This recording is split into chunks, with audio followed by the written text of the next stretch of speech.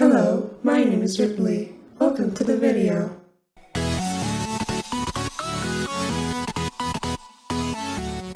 Hello, what's up schmucks? Today I would like to give my non-spoiler thoughts on the first episode of the latest MCU show, What If? So here we go.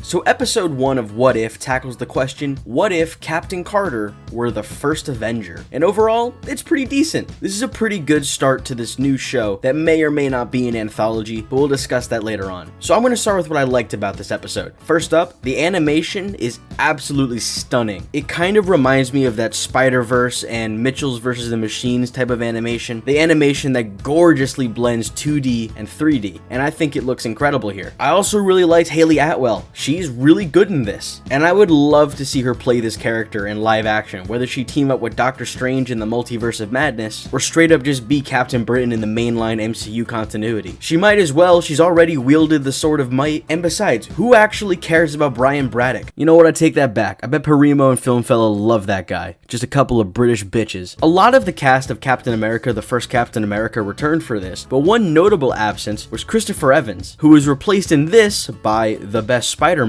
Josh Keaton. Josh Keaton does a really good job too, but he does a little scream at one point in the episode, and I went, holy shit, that's Spectacular Spider-Man. I was just so happy. I just hope they bring Keaton back to be Spider-Man in the zombie episode. Either him or Yuri Lowenthal. Anybody else, you did it wrong. Another good thing here was the action. You guys know I don't like action in the MCU. I think MCU action is bad, but it's really good here, probably because it's animated. The action set pieces are very, very good and surprisingly violent for a cartoon, and I wasn't expecting that. There's a lot of people getting shot and blown up and thrown into fires and their brains smashed with a shield. It's awesome.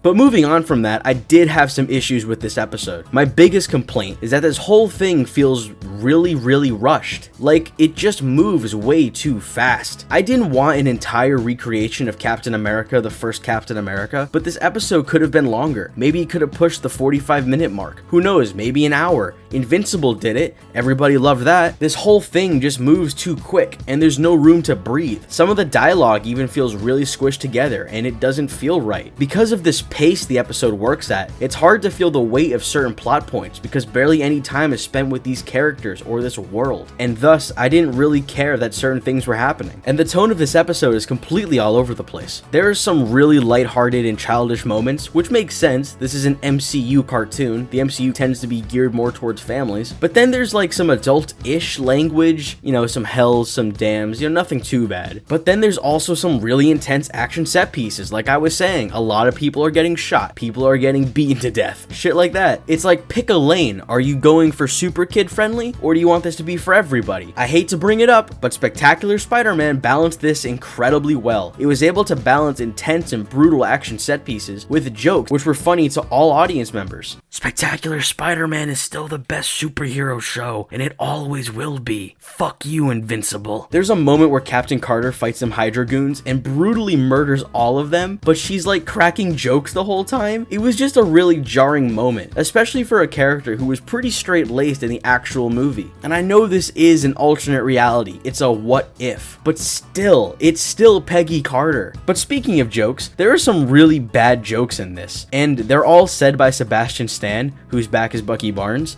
The writers must have hated him. Talk about being a few sardines short of a can. Yeah, I've heard that one before. Something about this smells as fresh as 3-day-old fish. Can you shut the fuck up? Before I wrap this up, let's talk some spoilers. There's not much to go on about here, but that ending has me curious. I think at the end of each episode, the main character of that episode will end up in this one timeline or reality, and the season finale will be everyone from the different episodes teaming up to fight some kind of major threat. I could be wrong, but I think there's a shot in one of the trailers that seemingly confirms this, but you never know. Marvel likes to put things in the trailers that might not be there, or they kind of alter them and whatnot, so I guess we'll have to wait and see. But if we are getting a big team up and they're gonna fight a big villain, I know we're not gonna get him, but fingers crossed for like a Nihilus. That would be kind of cool. Maybe they'll use him in the Fantastic Four movie, or maybe we could get Swarm. So overall, What If's first episode is pretty damn good. It boasts a gorgeous animation style and has some fantastic action set pieces, with a fun main character who will hopefully show up again in the MCU. However, despite all of that, this first episode stumbles as it moves way too fast for its own good, has too many jarring and unfunny jokes, and it can't decide what tone it wants to settle for, fun and lighthearted or adult and mature, when it could have just done both. But that's all I got.